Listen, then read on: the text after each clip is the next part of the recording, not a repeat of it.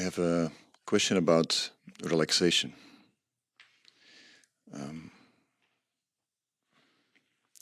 Relaxation is very important in this work.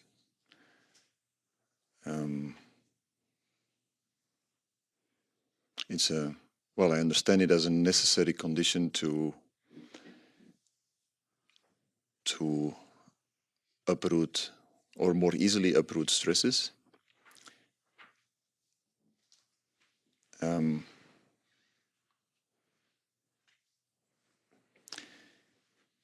And what I experience in myself, if I look closely, is that however I may appear to be in a relaxed state, on a superficial level, not really experiencing any tension, and feeling quite relaxed, when I really look deep within, I discover somehow in every cell of my body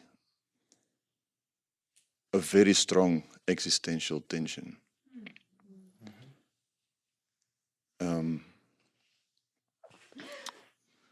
A tension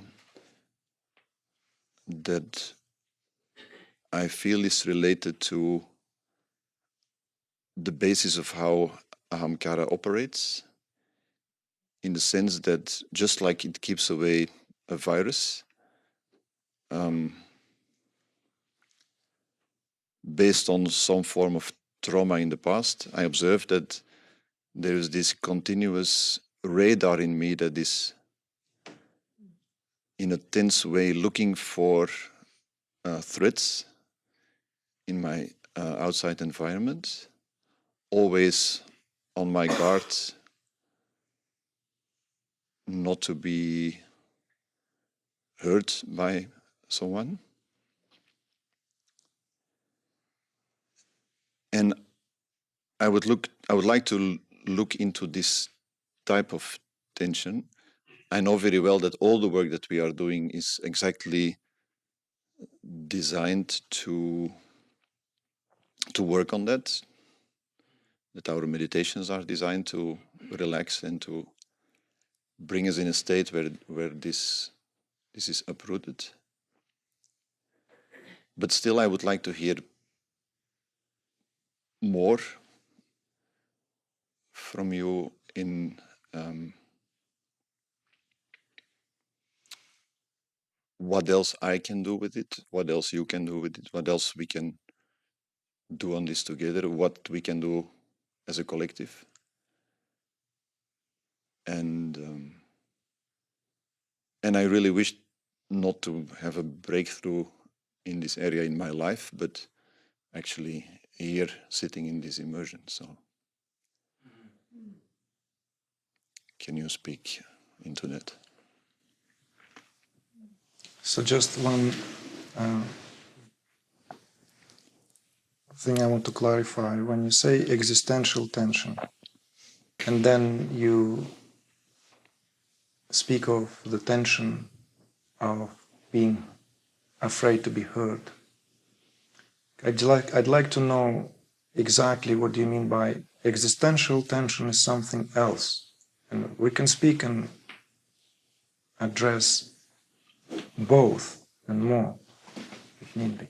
Mm-hmm. But when you say that you feel that at a deeper level there is this existential tension, but when you go into trying to describe where that tension comes from, then there is a certainty that this comes from certain trauma that is simply hasn't had the chance to be released.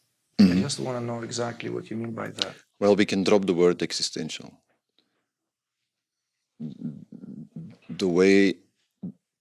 Why I used it and the way I understand it is that existential, using that adjective, that word, refers to the fact that it's related to my personal existence as this human being in a state of psychosis, as we talked about it in that European immersion.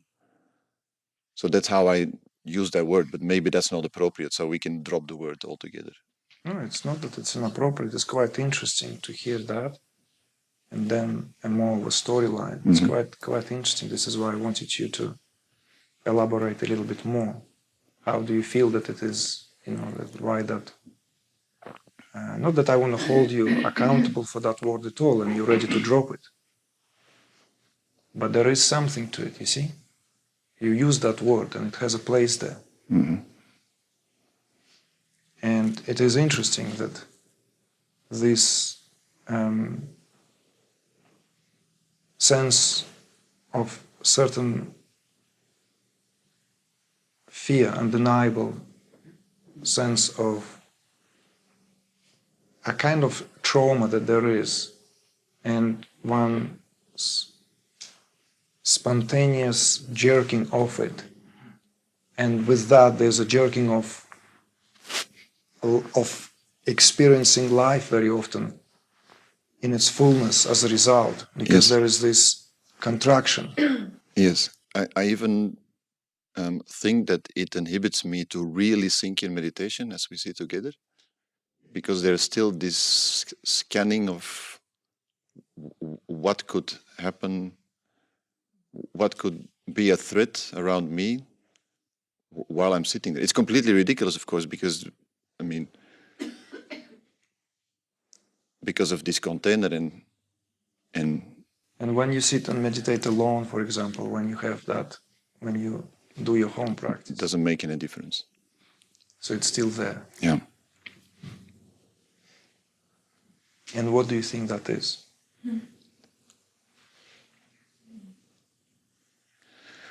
Well, ultimately the fear of dying, I guess. No, don't guess. Don't look for the right answer. What do you think? It's not that it's not an answer, but what do you think that is, where it primarily stems from?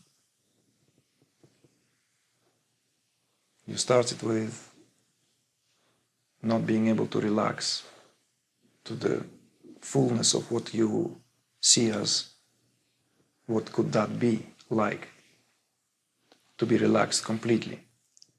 When you ask me where it stems from, then I think it comes from those early experiences where I was jerked out of feeling completely safe by something that happened that I didn't see coming and didn't feel as possible even. So in other words, it's a specific experience. Or a series of them. Well, yeah, something that took place, something that happened, something that was experienced. And this state has been there for as long as I can remember. Maybe not in the first 1, 2, 3, 4 years of my life, but since then, this is my part of my identity.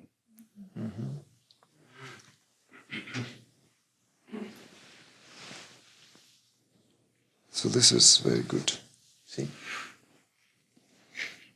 So both existential here and part of my identity is very instructing here. Instructing and should serve as being able to illumine the way for being able to go beyond and to transcend and not to uproot. We don't uproot stresses. I know English is not your first language and it's neither mine, but a more appropriate term here is to integrate or to metabolize. In other words, is to integrate into the fabric of our consciousness. Integrate it back to where it came from,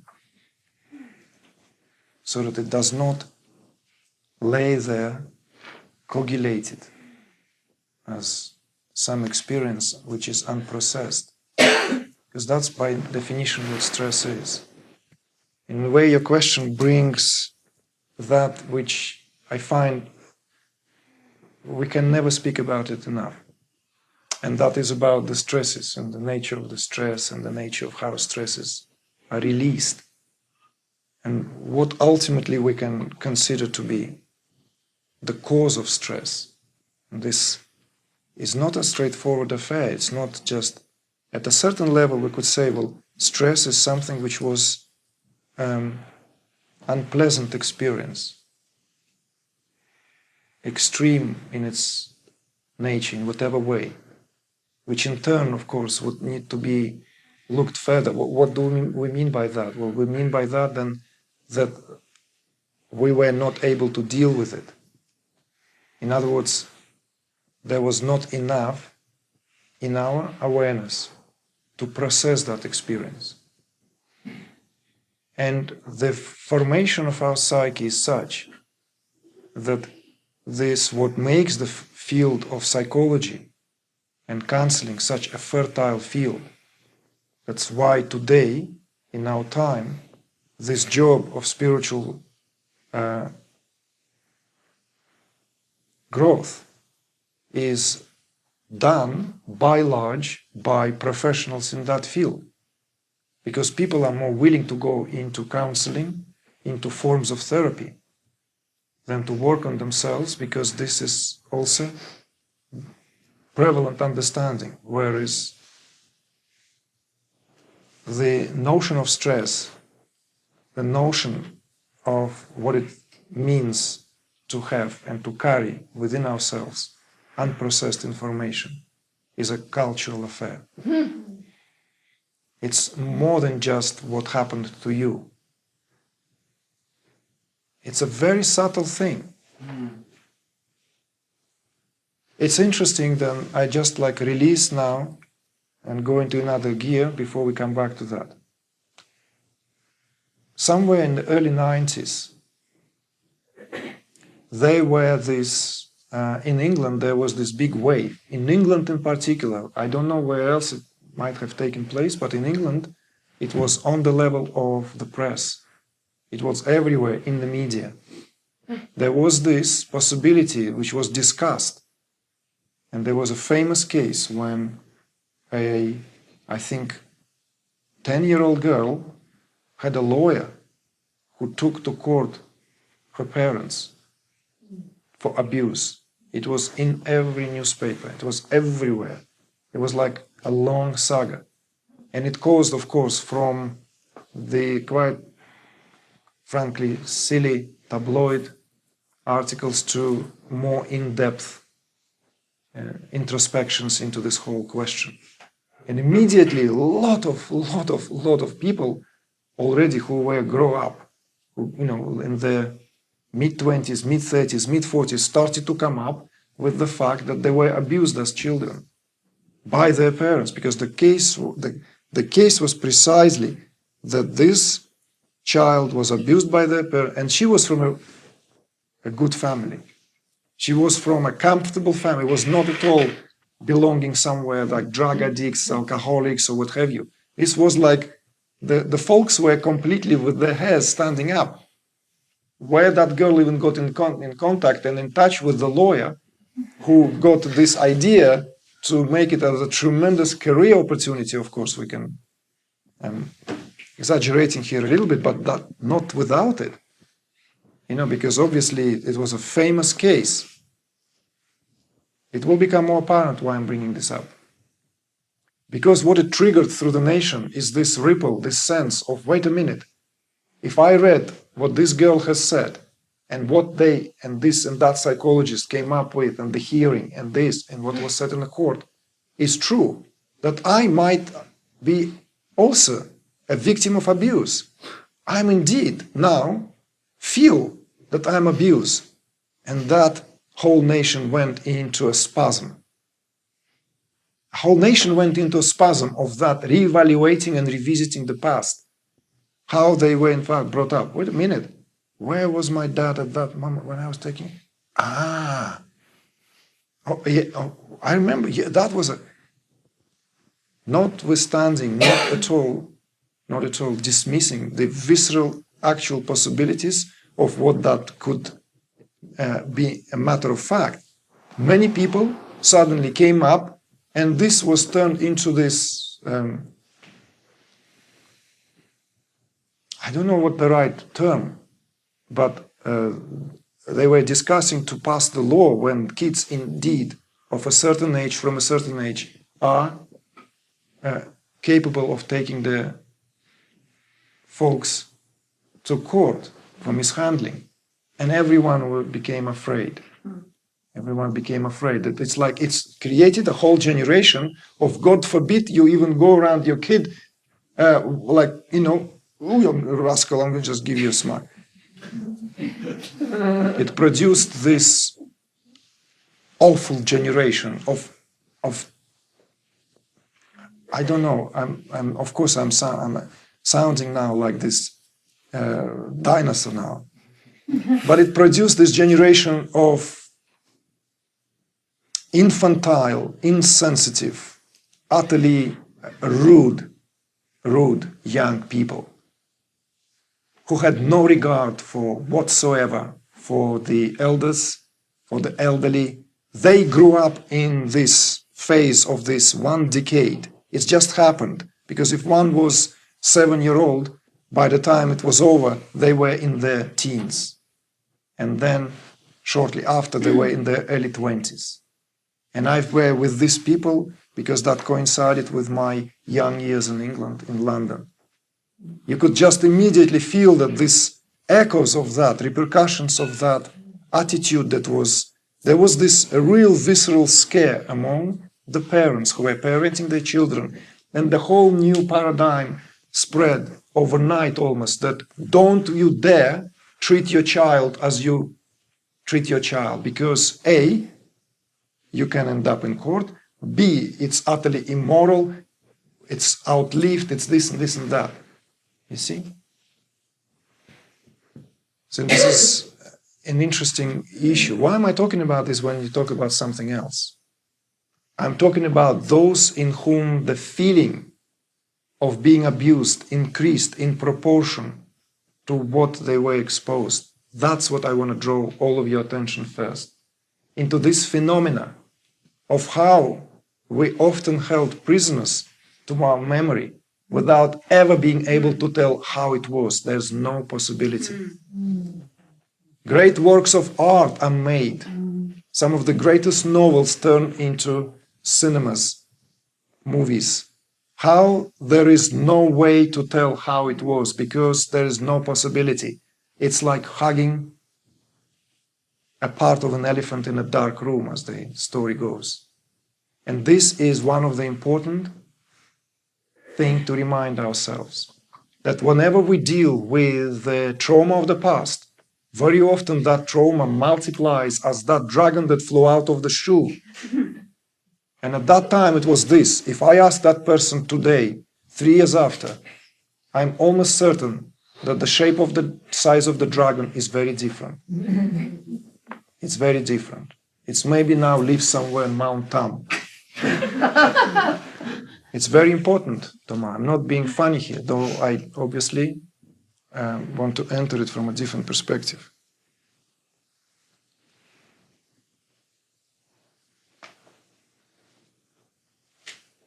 We can hold, actually consciously, to the trauma, because that trauma, as you rightly said at the very end of your sharing, is part of that identity of who you consider yourself to be. You admitted that it is inseparable from your setup, from who you consider yourself to be. You understand that. I don't think it flew out unconsciously. There is this acknowledgement that part of who you consider yourself to be as an individual, as a personality, is inseparable from that perhaps early experience that went into the making of that which now considered to be this, what gives you this shiver timbers like sensation. Let's sit for it for a moment, just without speaking anything, just for a moment,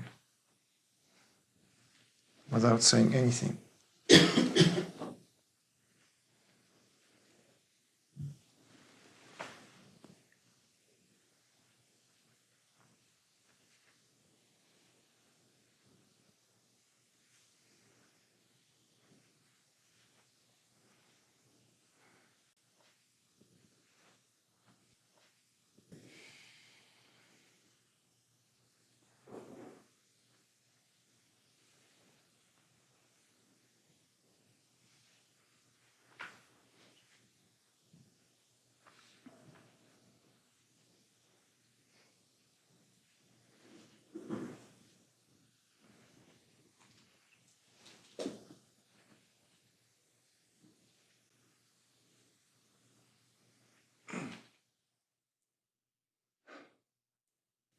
So again, hear this.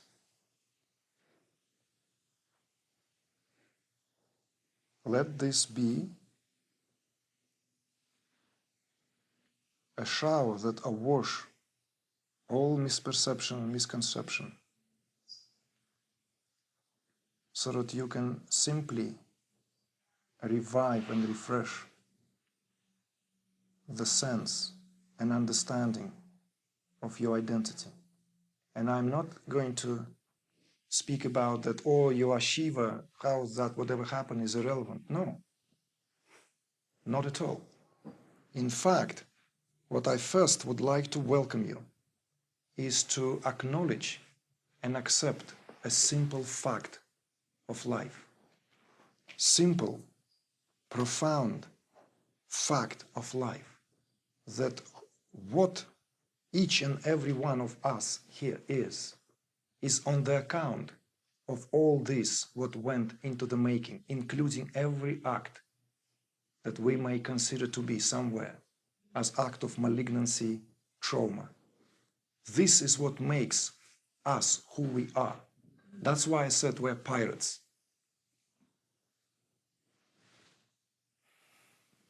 You know? One leg, this shorter than the other, you know, like.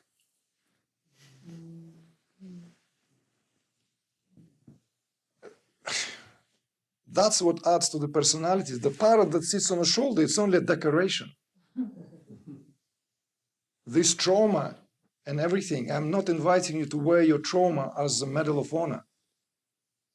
But I invite you to understand that there's no you as a personality without this, what all together went into. Every kiss and hug and laugh and every kick and this and trauma all went into making it together. This shawl that I use consciously is not white. I thought carefully, you think I don't have enough shawls? You can ask Amrita what a collection of shawls I have. It's from Kashmir and it has light and black thread woven through. You see? Like this. You see, if you look on the light. Simple shawl from Kashmir. 22 years old.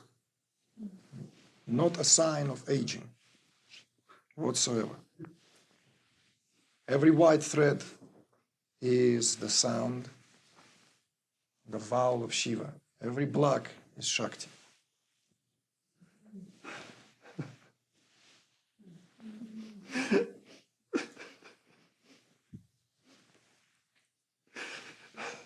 It's the attitude of gratefulness of being here alive because of the possibility of that. Every trauma is what was into the making. Into the making. You want to come on a site and I'll tell you how I was conceived? It was granted to me in sadhana. You don't want to know.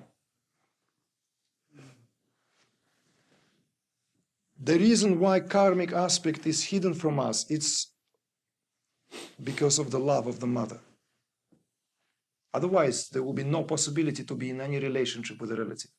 We have no idea what status is there. Now we're reconciling together. This is simply maturing into this, growing up as a personality. Before you can offer it sweetly, gracefully, fully, into that of what illumines it all in the first place. But if there is no acknowledgement that everything, this is wabi-sabi,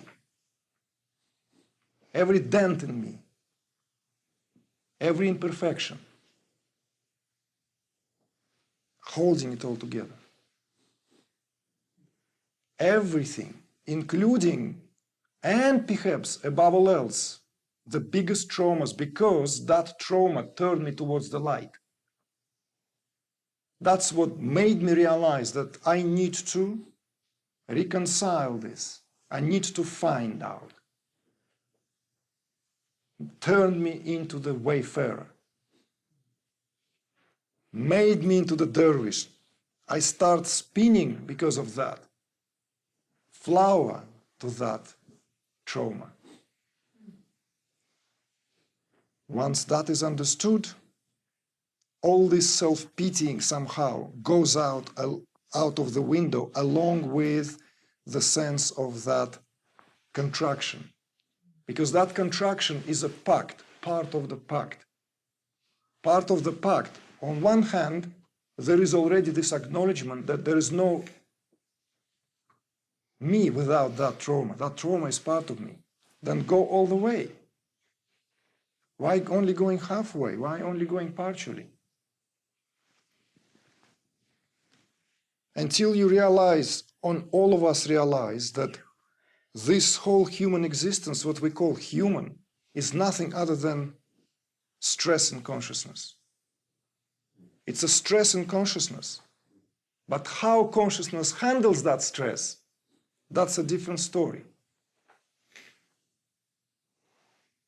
Because when consciousness handles this stress well, it turns carbon into diamond, and that's what the human here. Otherwise, there's no human. Never ever one found the human. It's a notion in the culture that somehow at some point entered the discourse, the dialogue, and it's an epiphenomenon. But before that happens, honor these threads, honor each and single one of them.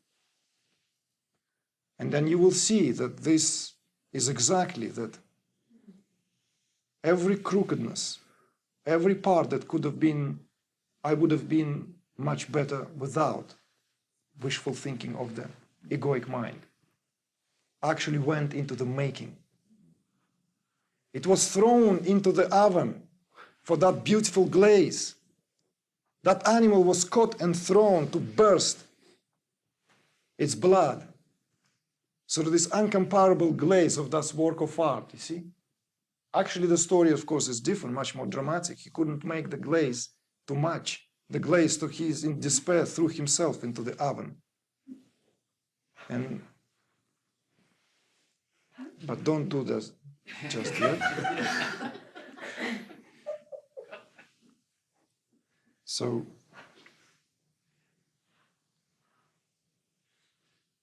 but don't go that road that, we can now hold accountable those who did wrong to us. You know, all those, you know, those men, those women, those mothers, those fathers, someone harmed us there along the way. No one harmed anyone. We were all made, woven. You see? Beautifully woven. Gives character, makes you who you are. Without that part, I would have never met you. You never would have came and sat with me. We would have never broken bread together. So, I'm grateful. Me too. Good.